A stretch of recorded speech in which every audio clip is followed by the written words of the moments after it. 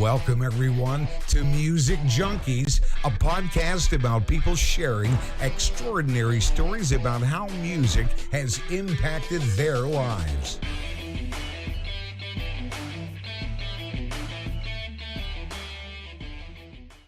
Welcome, everyone, to Music Junkies. I'm your host, Annette Smith, and today our guest is Elyssa. She is best-selling author. I love that you're a transformational mindset and creativity coach. That's such a big title. I love that.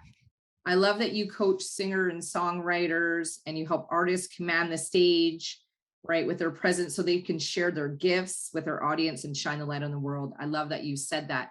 And then to top it all off, you're also a singer and a songwriter as well. And I was listening to your playlist the other day and absolutely love your music. Very different. You're all the way from New Zealand, right? It's 10 in the morning there and it's 4 o'clock here in Calgary. So thank you so much for joining us today on Music Junkies. It's a pleasure to be here. I love that you reached out to me and we're excited to be on the show. That was really cool. It's awesome when somebody reaches out to you and says, hey, I think I would be a good fit for your show. And then you get to kind of get to know that person and dig through some of their stuff. And you were, right? I spent, a couple of weeks ago, I was spending some time just kind of going through a lot of the stuff that you did and are doing now. And I'm like, oh, this is going to be really, really cool. I'm excited to dive into questions and kind of understand what makes you tick. And then obviously going through your songs. So you putting your playlist together was obviously a little bit different because you got to pick your own songs. But was there a reason why you picked those top songs to go over today?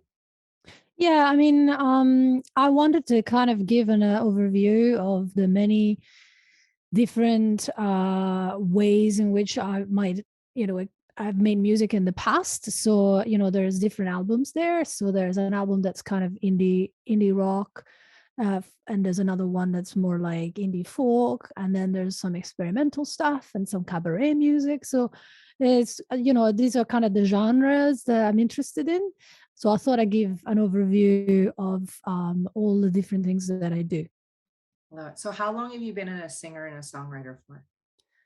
Pretty much since I was 16, so a long time ago.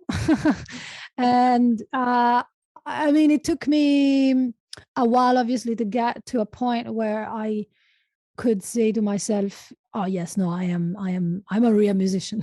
It's a difficult one. I've always compared myself to classical musicians and then thinking, well, I'm not a real musician because, I can't do what they can. But actually I've changed my mind recently and thought, well, what's a real musician? It really depends on your definition. And some classical musicians, yes, they may be able to do amazing things. They might be able to read, Tchaikovsky and Mozart and Bach, but maybe some of them might not be able to write a song, so it's all a matter of perspective. Yeah. What was the first instrument that you learned how to play? So the first instrument was, the very first instrument actually was the piano, but it was the classical piano. And I didn't want to play classical piano. I wanted to play modern piano, but I was a shy kid. And when my teacher asked me, what do you want to do? Do you want to play classical piano or modern piano?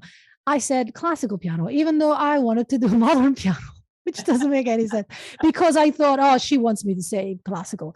And so after a year, I hated it. I stopped playing. I've only started playing again like a couple of years ago. But after that, I played the guitar. So for a long time, I played guitar. And then about 7 years ago, I started playing drums. And now my love is the piano again. So I've gone full circle. Do you remember what the first song you played on the guitar was? Well, I remember the first song that made me want to play guitar. Okay. And that was Baby, I'm Gonna Leave You by Led Zeppelin. Nice. It totally melted my heart, and I was like, oh my god, I have to play this, I have to. So that was the first song. Yeah. And what about the drums? Well, the drums, I'm a big fan of Nirvana and Foo Fighters, so I was like, oh god, yes, I want to be able to play Foo Fighters and that kind of rock drumming, not too crazy metal or anything like that, but rock drumming is what I love. I love it. We're going to start with your first song. Are you ready? Sure.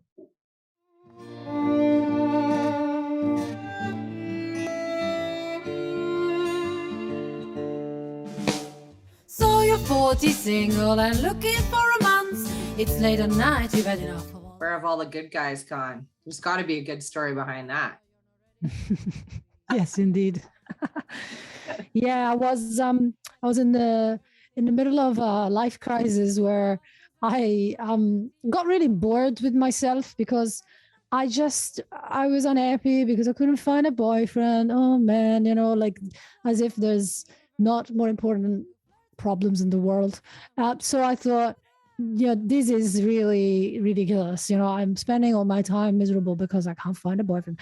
And I thought, well, I've got a choice. I can either commiserate and become like Bridget Jones before my time, or I can take the piss out of myself, just use humor to get over it and make it bigger and, make it more ridiculous than it even is and have some fun with it. And accept that this is the way it is right now. so that's what where the song comes from. So how long after writing that song did you meet a guy? Oh man, many actually. Well, I met some people, but they were just not the right person at all. So the bad luck continued for a few years.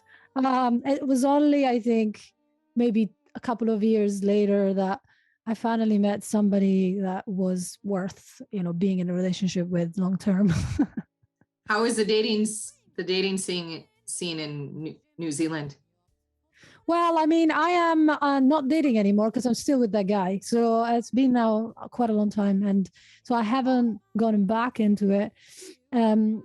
And also I've noticed that I've become extremely awkward around, guys that, because I have a polyamorous relationship, but it's still very much virtually polyamorous because whenever I see somebody that I fancy, I'm like, I just, that person likes me. Oh God, run away. So yeah, it's ridiculous. I think it's just in my head. I need to be free in my head, but I'm very committed to my partner. So yeah, I have no clue. Before you got in a committed relationship. Okay, right. Hey, do you feel like cheating today? Totally, yeah. So let's walk down that road and see what that looks like. No, but So, but when you were like dating before, how was that scene? Was it all online? Was it? Well, I was actually in Scotland for 10 years. So I've only come back to New Zealand 7 months ago, more or less.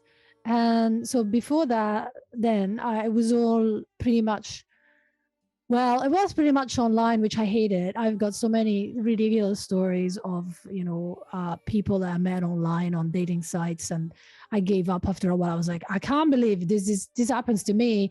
What's going on? And then I just thought, well, I'll see what happens. I'll see, maybe I'll meet someone organically. And in fact, the person that I met very boring. I met him at the pub, so just.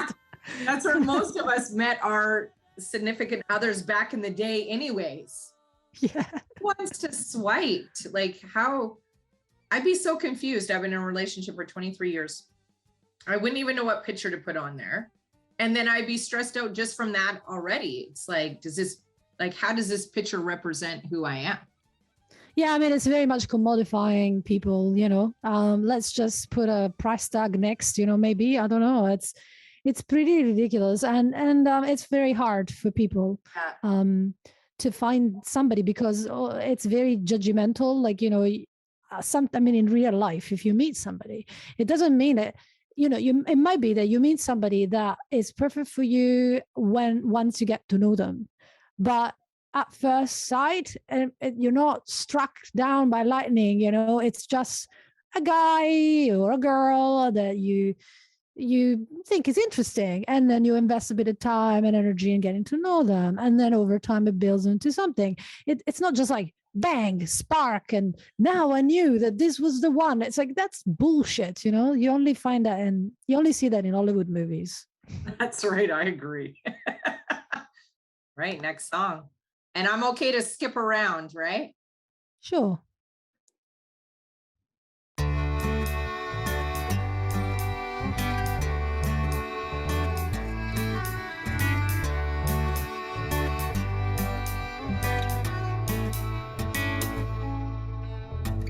Not a lot of people are aware that young queen. Ballad of Queen Victoria.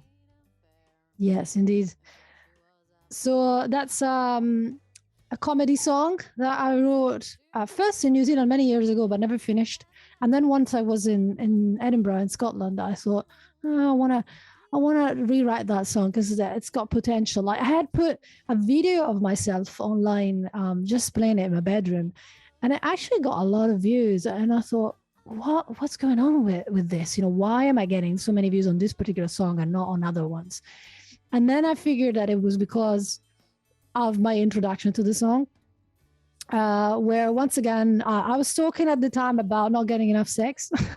Like, and actually it was, you know, it was true, but it was also kind of like, you know, to introduce the song because it's about Queen Victoria and how she really, really gets a lot of sex from her husband, so much so that he dies. And so it's kind of about like, a bit of a piss take on Victorian era, because, you know, it always fascinated me how in the Victorian era they were so sexually repressed. And I thought, what's that about? Why they were so repressed to the point that they used to think, and this is really the truth, that as however bizarre it is, that the legs of pianos had to be covered because otherwise they'd be sexy. It's like, what? The legs of pianos? Like, really? That's insane, right? So really I thought, leg of piano is like, we need to get you laid if that's the case. yeah, exactly. So I thought,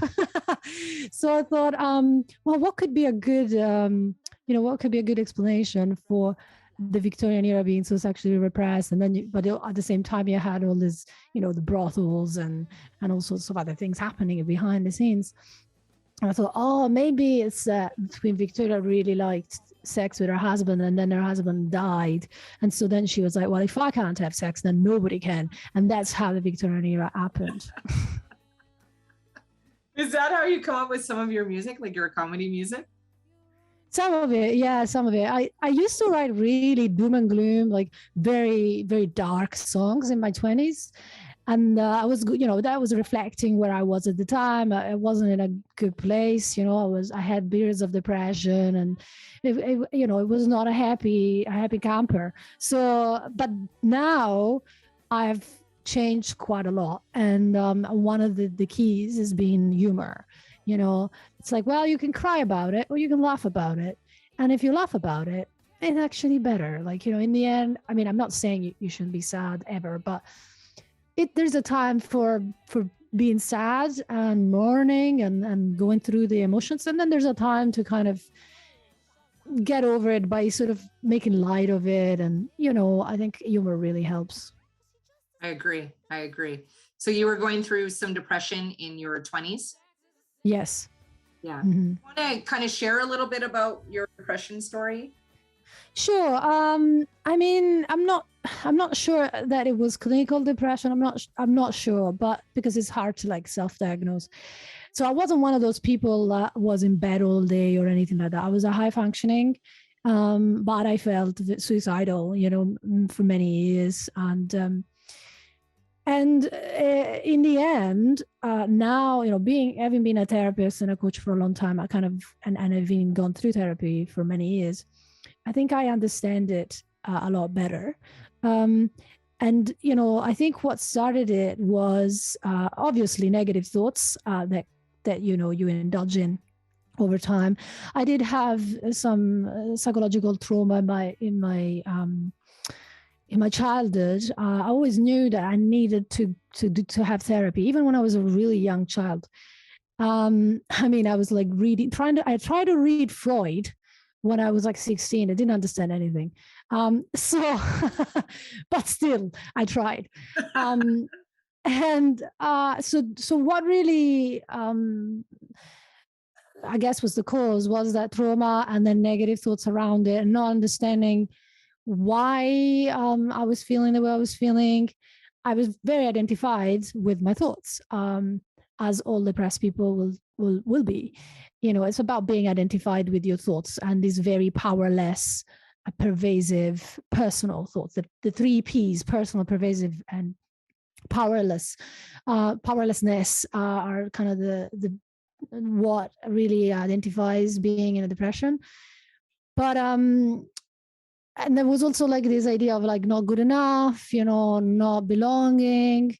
And so what got me out of it was that a couple of things. One thing was, I remember seeing an older friend who said to me, look, I know this situation sucks, but being again, you got to accept where you're at, and you have to appreciate the good things of where you're at, even though right now it seems like nothing is good.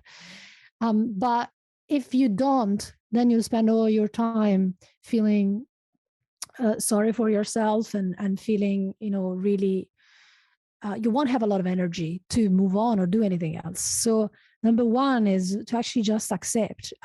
Accepting doesn't mean giving up. It actually just means, okay, here I am. What's good about this? And then the second thing was, I realized that nobody was going to save me, and that this, I wanted somebody to save me, and it just wasn't going to happen. And I felt angry about it, but I thought, well, what are you going to do? I mean, if you keep going like this, you might as well, you're going to kill yourself. So is that what you want? And I knew that I couldn't. I knew I couldn't go through with it. So even though at the time I thought I was being like a coward because I couldn't go through with it, actually that saved me. And in the end, I thought, well, I have to do something, and I need to save me. And then, the world kind of conspired to help me too. What got me out of it was this random girl appeared on my doorstep, sent by a friend of a friend from the UK. And she was like, oh, I need a place to stay for a bit. She was a musician, and I didn't have many friends at the time. So she, through helping her, because she didn't have a place to stay, I became really good friends with her. And then I ended up touring with her, and that really got me out of the hole. Wow, what an incredible story. It's such a journey when people go through depression, though. Yes. That, obviously you went through that journey and you've seen the light on the other side. And I truly do wish, people would wait until the journey on the other side. Right. And you said some really key, powerful things there that, just accept where you are. And regardless of what's going on in your life, there has to be something good that's going on. Whether it's like, hey, I woke up today, right? I live in a house, and you could start comparing with some of the things that you have that a lot of people do not have as well. And that's something I'm grateful for. And I think because you're not where you want to be, you think that's awful. Right. And it just takes time. So yeah, that's the gap theory of happiness. It's like, I'm here, I want to be there. There's a gap. And if you live your life like that, you're always going to be unhappy because of what's called hedonistic habituation. Like, even if you get what you want, you will get used to it, and then that won't be enough anymore, and you'll need something else. Now, of course, this doesn't mean that all depression is about wanting something you don't have. Sometimes people just have negative thoughts about everything, and that's a problem. Like, they don't understand that the thoughts are not them, right? They think this is me. I totally identified. So that's a key part as well, seeing it as this external voice almost, and you don't have to listen to the voice. You can be like, yeah, shut up, and just do something. Like, force yourself to get out of the house, even if you don't feel like it. Yeah. And the other key, I think, that really helped me, it keeps on helping me actually, is changing this idea of the gap theory of happiness. And actually, this is not my idea. This is a Stoic idea, the Stoic philosophy. And it's like, okay, actually get one thing that you like about you appreciate about your life. Think about what would happen if you didn't get it. If you didn't have it. So say, I don't know, you have a house. What would happen if the house was destroyed tomorrow? That would be terrible, right? Okay, well, then this is the time to appreciate, the fact that you actually do have a house, and you are living the dream life of someone else. there's like billions of people that would love to have your life. They would give anything to have your life. And even if that doesn't resonate, think about your future self. Maybe sometime in the future, something might happen, and you might not have, I don't know, you might not be able to walk. You might not be able to, you might be ill or whatever. So, these are the good old days. And so basically learn to love what you have, because if you love what you have, then you're going to have positive energy that will help you to create better realities, Yeah, well put, for sure. I love it. All right, next song.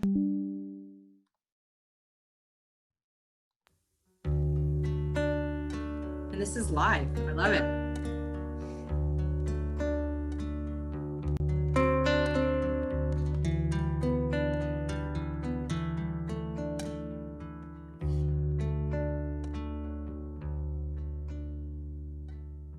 First time you met her, all you saw. You just have a beautiful voice.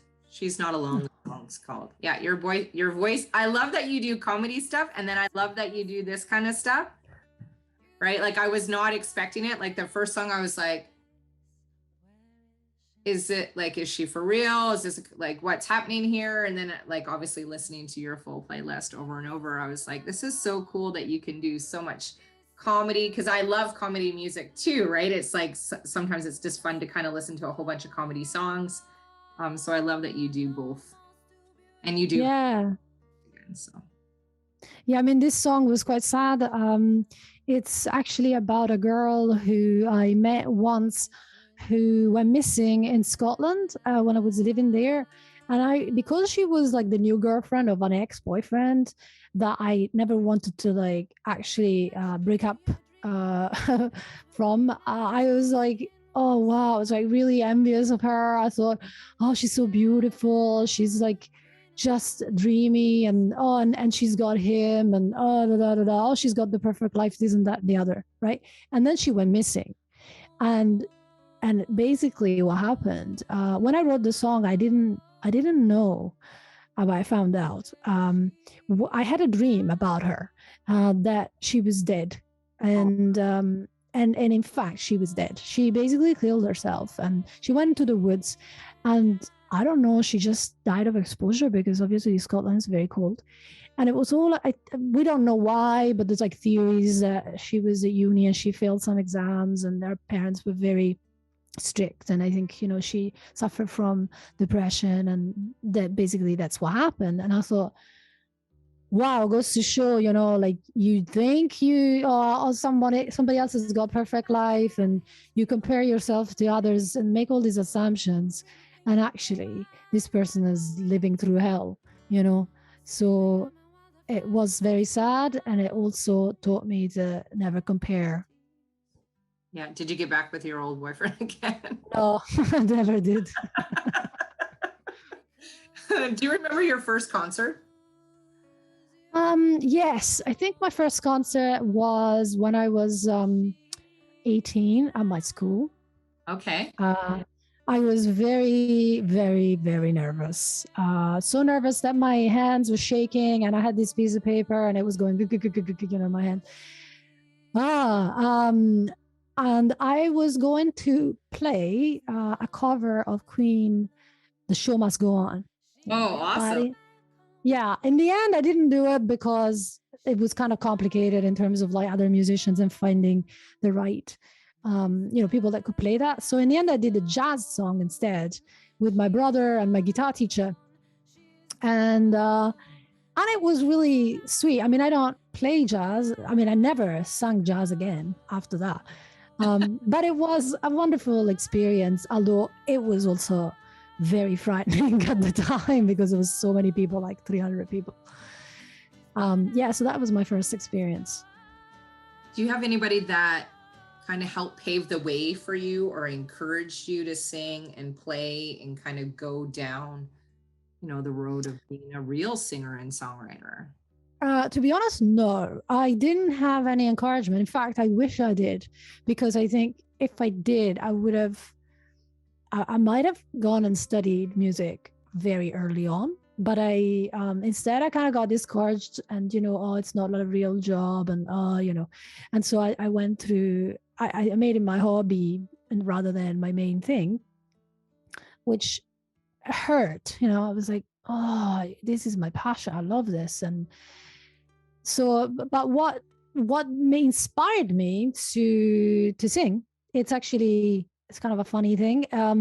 Probably not expected. When I was a kid, I watched cartoons like all kids. And this was in the era where we had those tape recorders. And I basically taped all the, the opening credits of cartoons where there would be there was a singer in Italy, where I'm from. She would sing, Cristina D'Avena would sing all of the songs for cartoons. And I taped all of them and learned them all by heart. And I was like, right, I am going to be a cartoon singer when I grow up.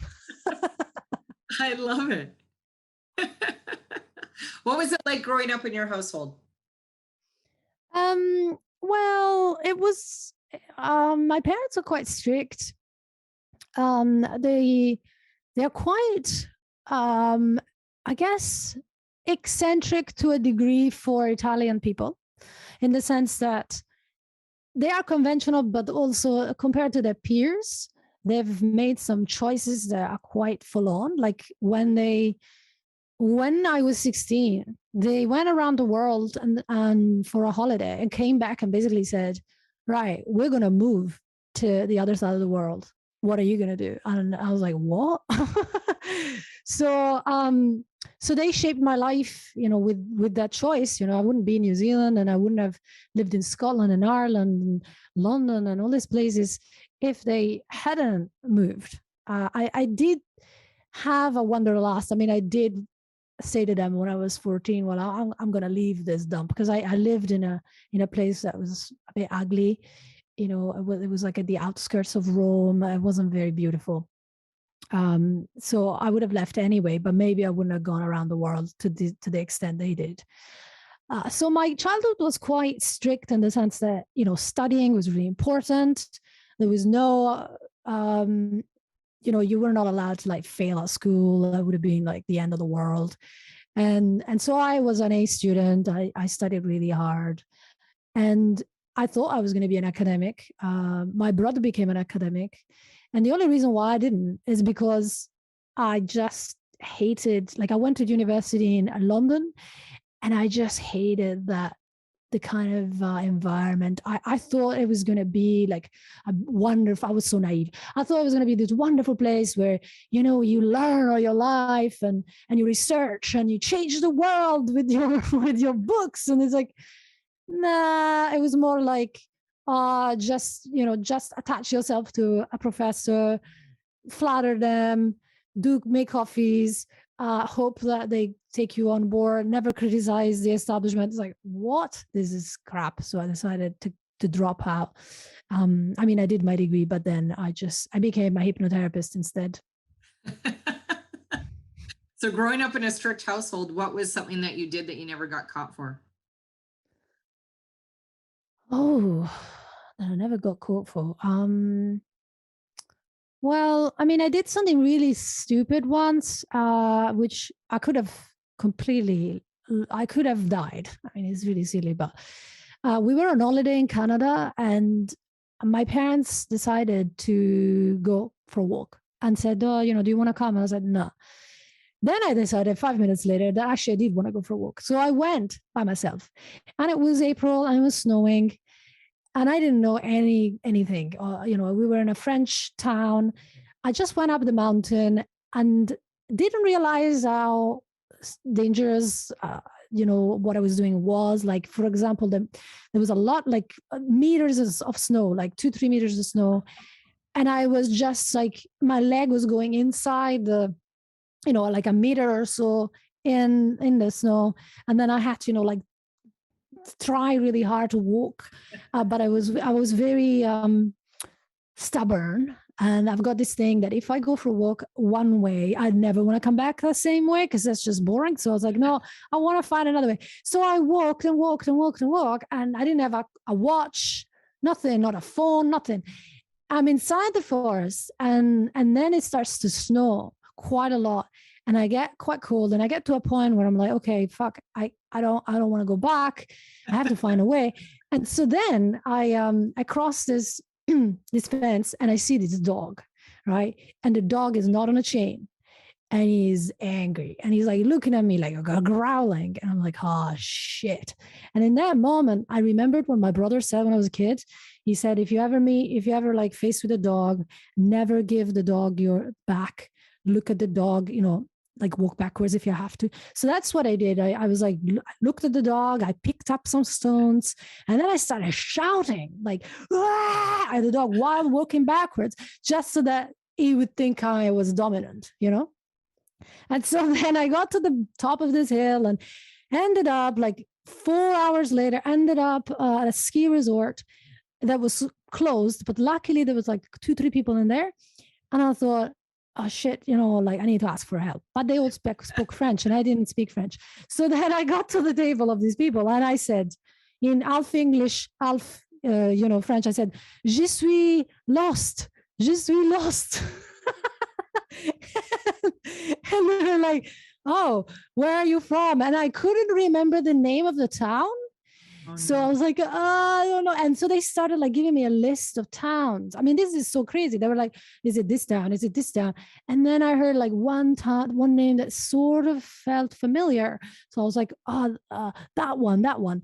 And they were like, I said, so how far is it? Can I walk? And they were like, no, like it's like, it's crazy. It's like 4 hours away from here. You have to, now it's like evening, so no way. You have to, if you go on a motorway, it's going to be 20 minutes with a car. I'm like, what? And so in the end, they said, well, this guy over here is going there, but this guy looked seriously scary. I mean, he looked like a truck driver, like one of those that might rape you. And I was like, oh, fuck, like I'm going to get raped. Hey, great. But better raped than dead. So I have to go with him. And then thank God he didn't rape me, and they just left me at the house. And then I walked in, and my parents hadn't even noticed that I had left. No way. And then you shut the door and went for another walk. What the hell? That's crazy. I love it. Next song.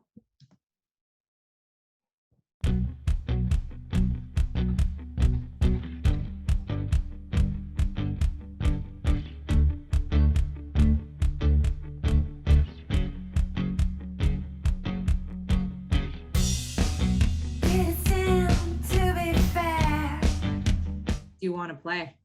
It's a great song. I love it. Yeah, so that song was about a guy that I became friends with, and we were doing kind of an exchange. Like he was giving me massage therapy, and I was like helping him out with some other things. But then I realized that I'd been foolish, because the guy basically liked me, and I didn't like him back. And I was like, okay, let's just be friends. Of course, that didn't work because basically I was very naive. I thought I'd been clear, and one day he he introduced me to his flatmate, who was very, very nice. I really liked his flatmate. So I made a mistake of basically saying, oh, I like your flatmate. Can I? And he got very, very pissed off and basically cut me out of his life as if I'd done, I don't know, some terrible thing.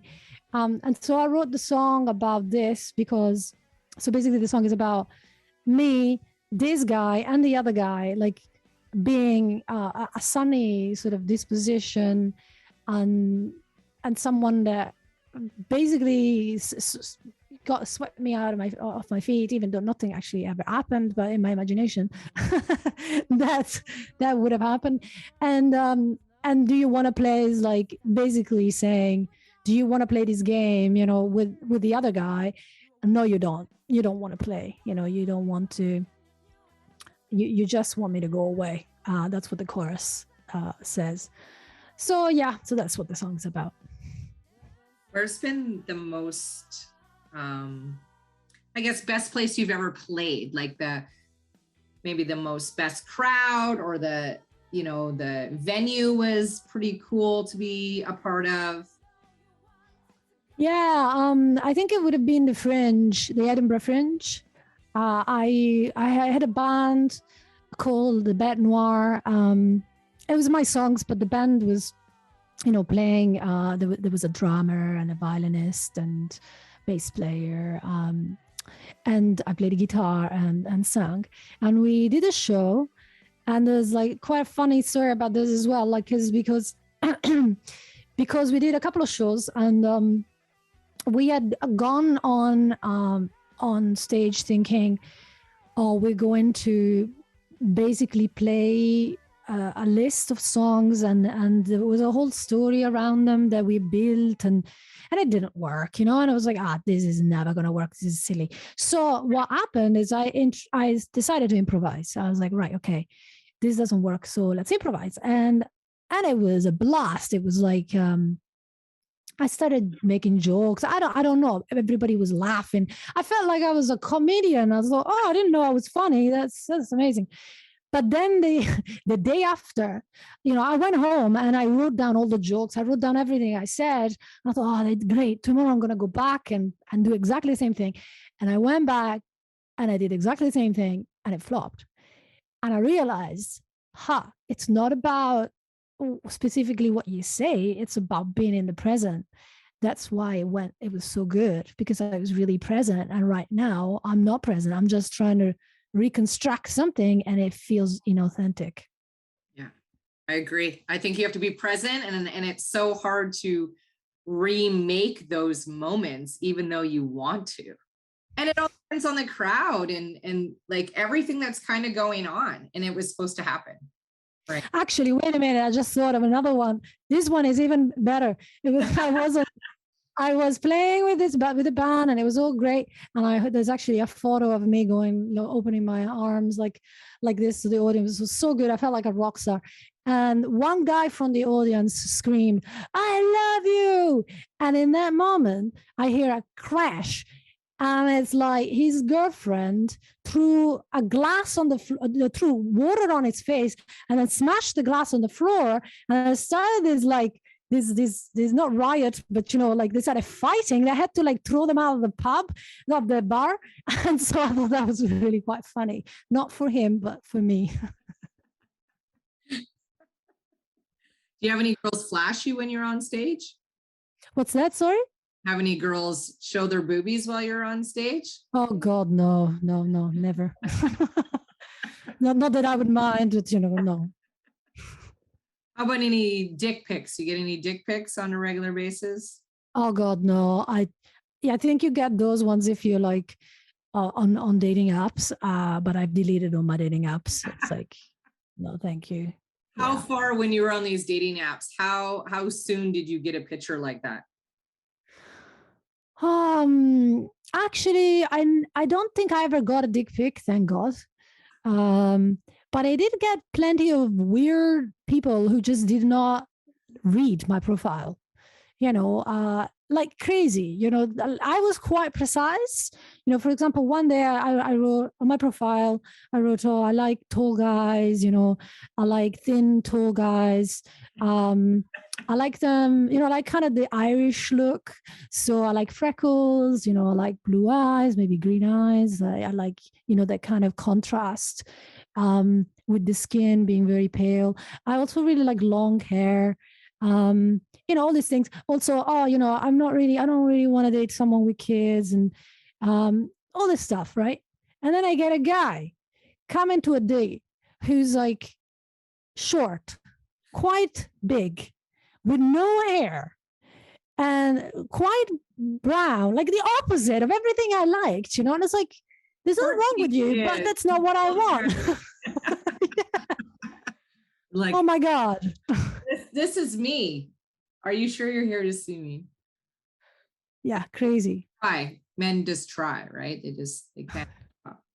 I'm gonna to another album here.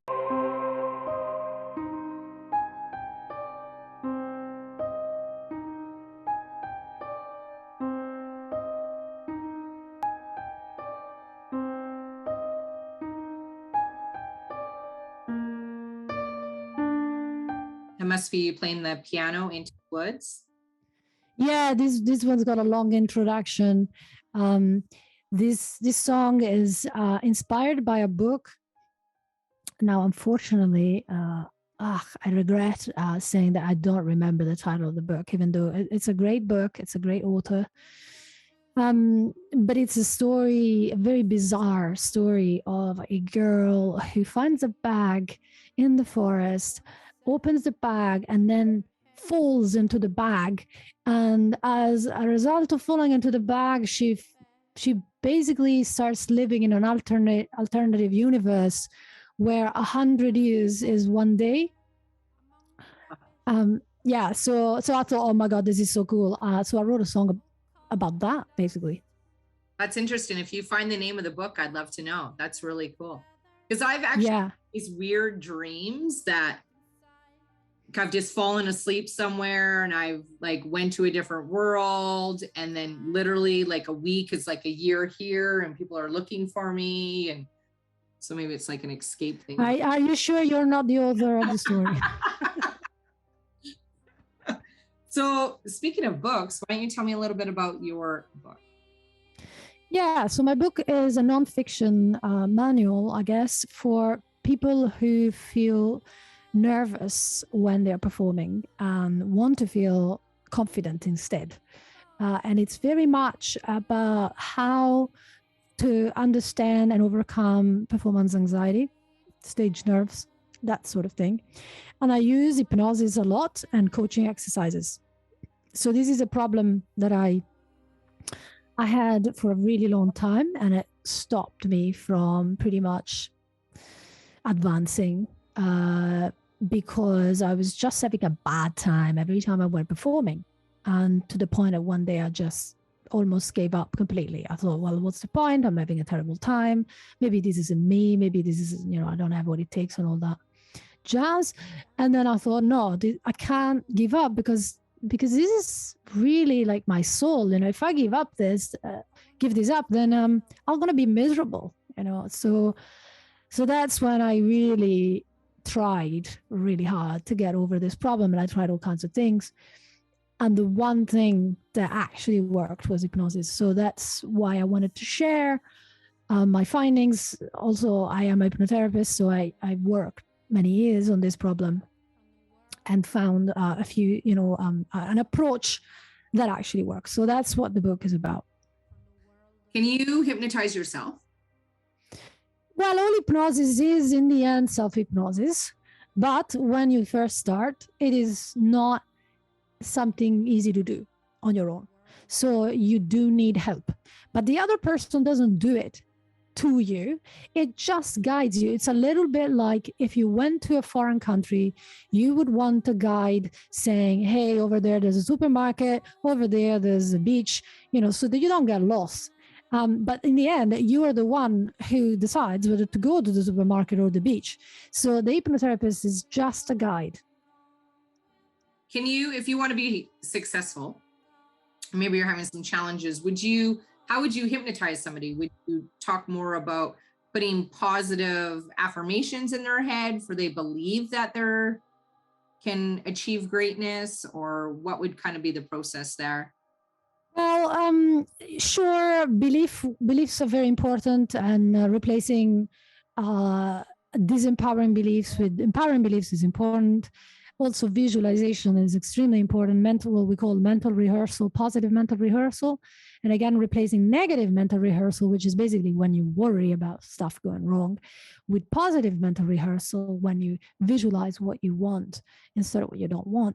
But the other missing piece that often gets forgotten is that before you do all of this, you need to figure out what is stopping the person in the first place, what's causing the problem in the first place. Because although it is normal to have some kind of anxiety about new endeavors, when it's excessive, it's usually because of past conditioning and past trauma.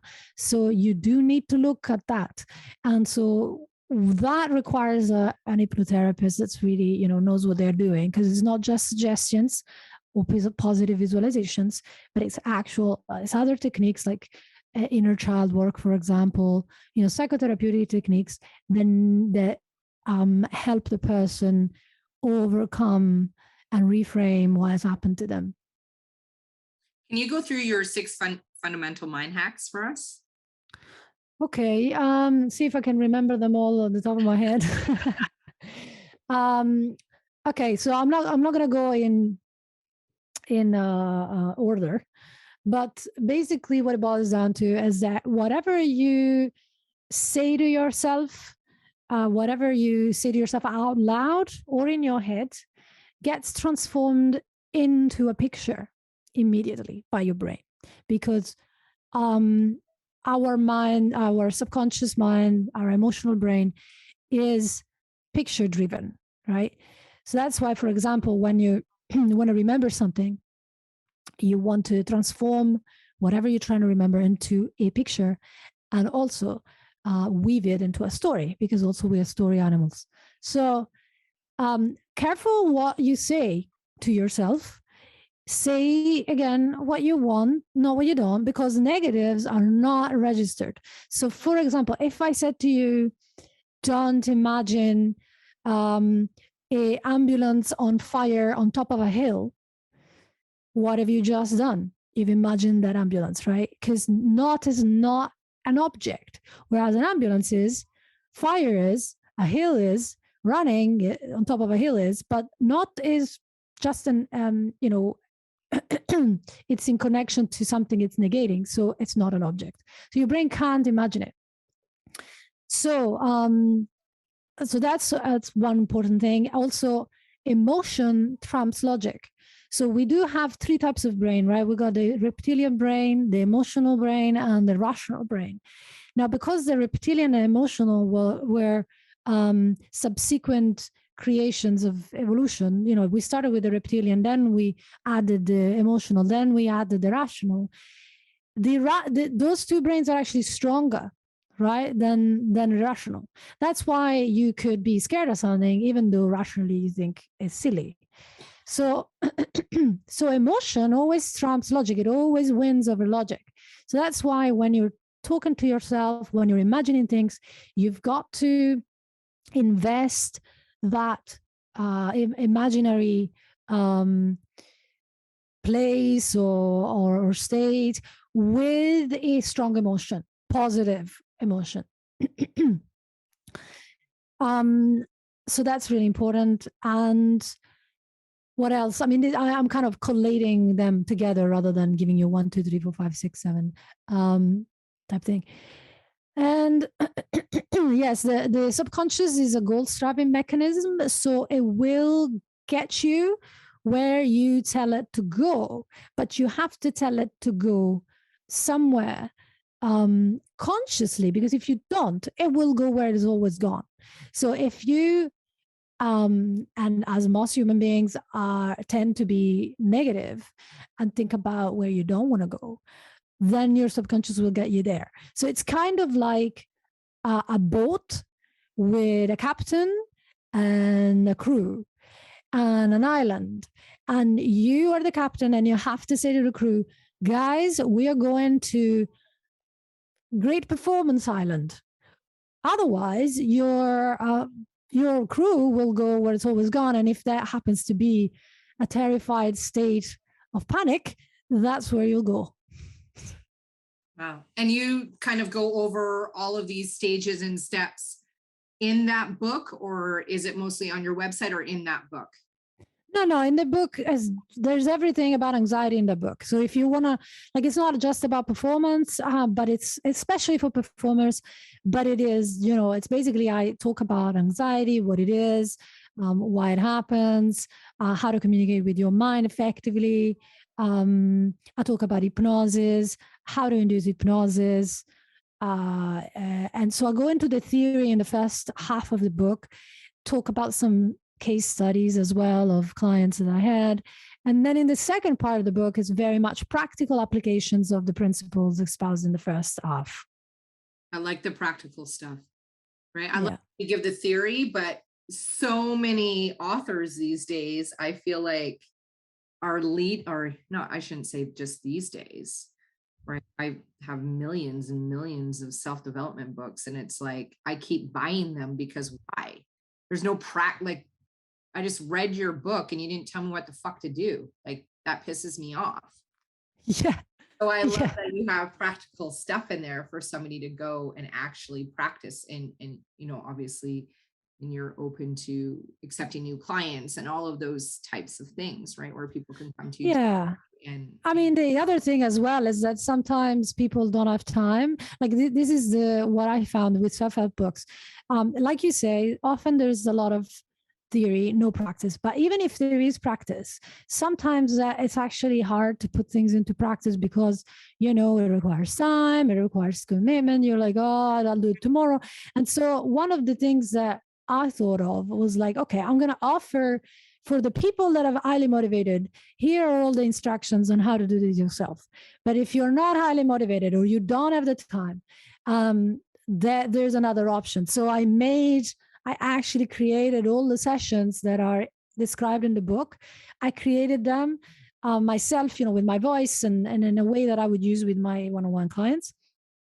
And then I put them together in a course so that at a fraction of the cost that would, you know, it would be to see me, you can actually listen to these sessions and go through the whole of the program on your own. And yes, of course, you have to pay for it, but it's not going to cost an arm and a leg, you know, as it would be if you see a good hypnotherapist for like 10 sessions or whatever it may be. Yeah. Well, I love that. Right. We're going to do another album here.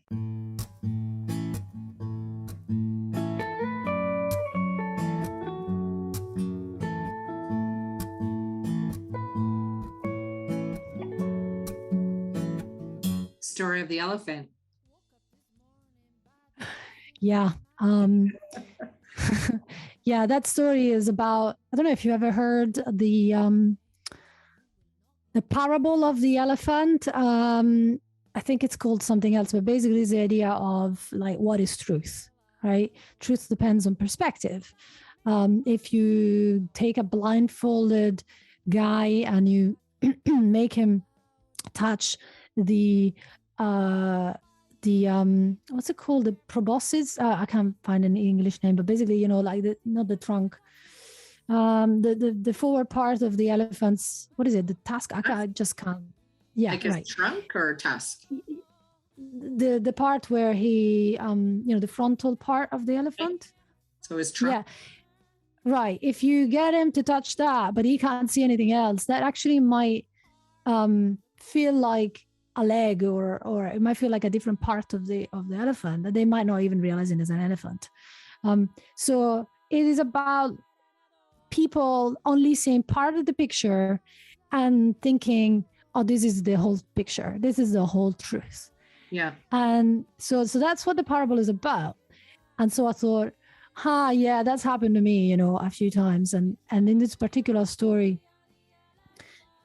I tried to kind of exemplify this idea. So give examples of what that's like in a sort of humorous way of me going to a party and throwing up and everybody trying to like give me advice and telling me what's going on. And it's so completely like beside the point. You know, because, you know, there's a guy who's saying, oh, take this pill and you'll feel better. There's another guy coming going, oh, no, it's all about, you know, being religious and, you know, this is the work of the devil and follow Jesus. And, you know, and then there's a hippie like girl who's like, oh, forget about the pain. Just think about, you know, nice things in life, you know, forget about bad experiences. It's all very partial, you know? Yeah. Yeah. Do you have any pet peeves? Oh, that's probably a good question. Let me think.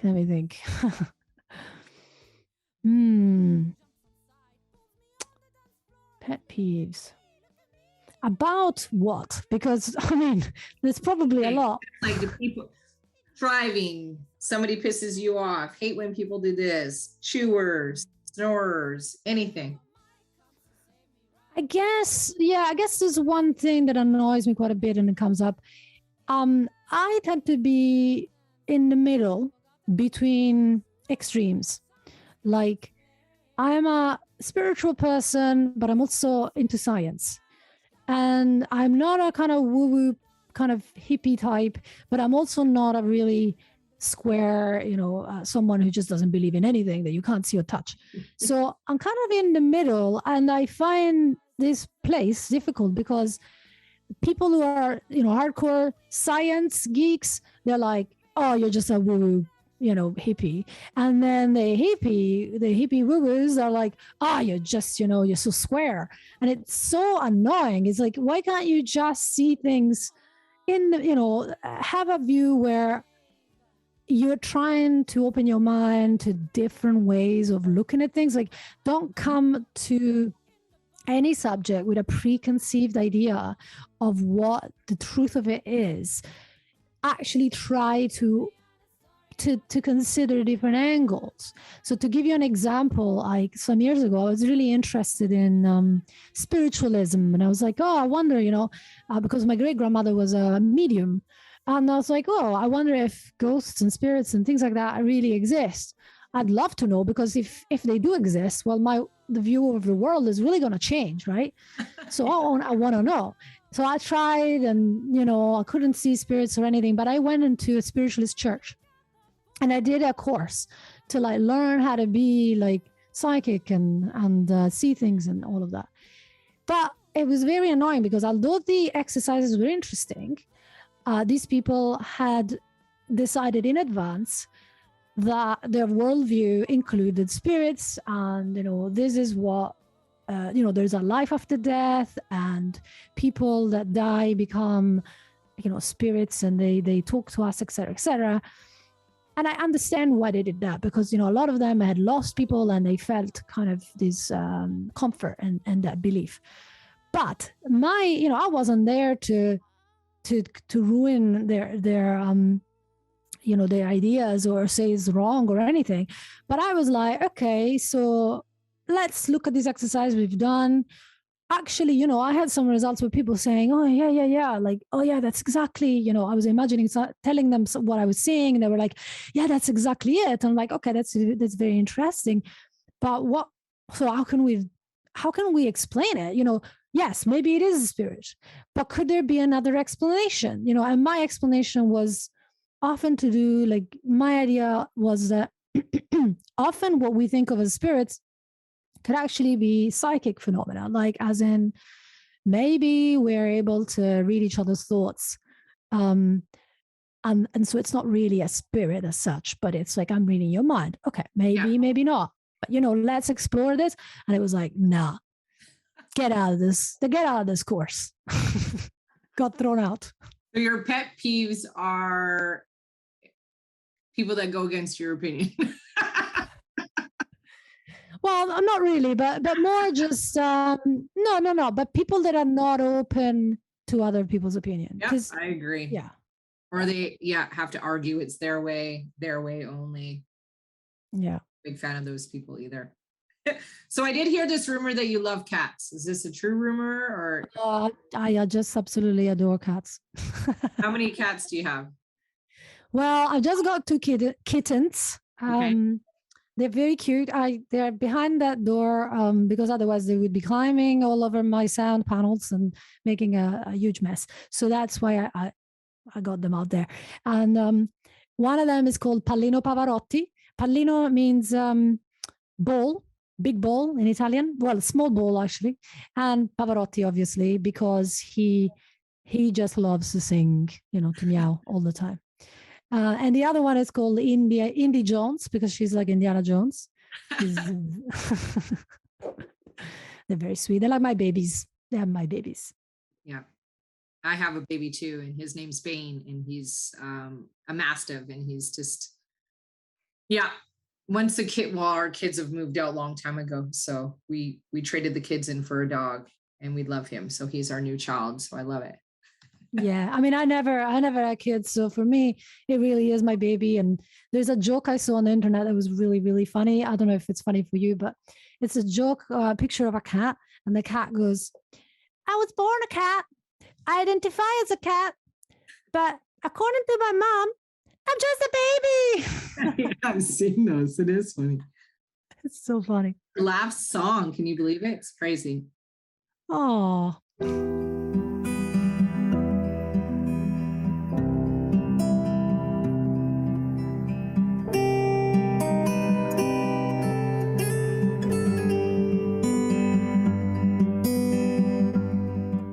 Goodbye, Angel. Yeah, that's another sad story. That was my philosophy professor at school. He was a wonderful person who never had really a family or anyone. He was an extremely smart guy, but he was also depressed and misunderstood by a lot of people because he loved his students. And in my school, it was mainly girls. And, it was seen as like dodgy because he was, obviously older than us. And we would go to his house and hang out, and nothing untoward ever happened. He never made advances or anything like that. He was just, I think we were kind of like his kids, the kids he never had. And he would buy us dinner and he would, give us books and introduce us to cool songs and talk about philosophy and listen to us. And, so he was really important for me. He was one of the few people that actually took me seriously, would listen and ask questions and think of me as like someone worth, talking to. And unfortunately, he died, and I was in another town, well, actually in another country when it happened. And, I heard this, just, this snapshot of, he was found like a week after he died in his apartment on his own with the cat almost dead too, because, she obviously was on her own and she couldn't get out. And I thought, oh my God, what a sad story. Like, he just collapsed, and probably, he drank too much, he smoked too much, and he took sleeping pills. And it's like, well, probably, some cocktail of all of that. And his name was Angelo, which means angel in Italian. So it was a very hard death for me. And so I decided to write a song to say goodbye. Wow. It's a powerful story. Yeah. Sorry to hear about your loss. It's interesting how so many people that we run into, like I'm experiencing that right now with all these people that kind of influence my life a little bit. And I'm kind of experiencing like a lot of deaths and I always think I wish I had more time, right? You always think they have so much more time to go and see that. And I had this grade 6 teacher that was like very inspirational for me. I was like awful in school. Like I was just not academically, but just like, my upbringing was really bad. So I took it out on a lot of kids. I was just like not good. And I just remember Mr. Addison, like always just being there for me and all of this stuff. And even though I haven't seen him for like 40 years or however long it's been, to hear about his death and stuff, I was just like, it was kind of like tragedy in a sense, right? Because it's a part of you that, here's this person, if, obviously you were closer, but, to have that experience, it's crazy. So. Yeah. I wanted you to leave me with some words of wisdom with those that are listening to the podcast through all your adversity, obviously being an author and an artist and, hypnotherapist and all these things that you do and all these different types of people that you have helped along the way. Could you leave some words of wisdom for us? I think I'm just going to repeat myself and say, always try to imagine what you want in life. Focus on what you want. Focus on solutions, not problems. Focus on what you want, not what you don't. That's the way forward. It's great. And also appreciate what you already have. Yes. Be grateful for sure. 100%. You need to be grateful. So where can we find you, stalk you, find you on your social media platforms and wherever else, or maybe you have a project coming up that maybe we should know about? The floor. Yeah, sure. Well, I I'm not a super social media person, because I find it really messes with my head. So the best place is probably my websites. I've got two, because I've got two names. So my real name, Elyssa Di Napoli, as my website is like my coaching therapy website, where you can find my book. And in fact, I'd like to offer a free book to your listeners. I'll give you the link, you can put in the show notes, just for you listeners, so you can get the book for free if you like. And that's elyssadinapoli.com. And my other website, the website where you'll find my music, it's elissavulpes.com, and that's with a Y and two S's. So that's probably the best places. And there you can also get some free stuff. Like you get 5 songs for free if you join my mailing list. So those two places probably the best. And then, if you want, you can go on my YouTube. There's quite a lot of stuff that is nowhere else on YouTube. So on Elyssa Vulpes YouTube, you get, kind of behind the scene things and live gigs and stuff like that. I appreciate it. Thank you, Elyssa, for being on the show today. I so appreciate you sharing your stories. Not what I expected, I'll be honest, like from your music. I love your humor. I love the F-bombs. I love who you are. It's awesome. And I would love to have you on the show again, for we can finish the rest of your playlist for sure. Sure.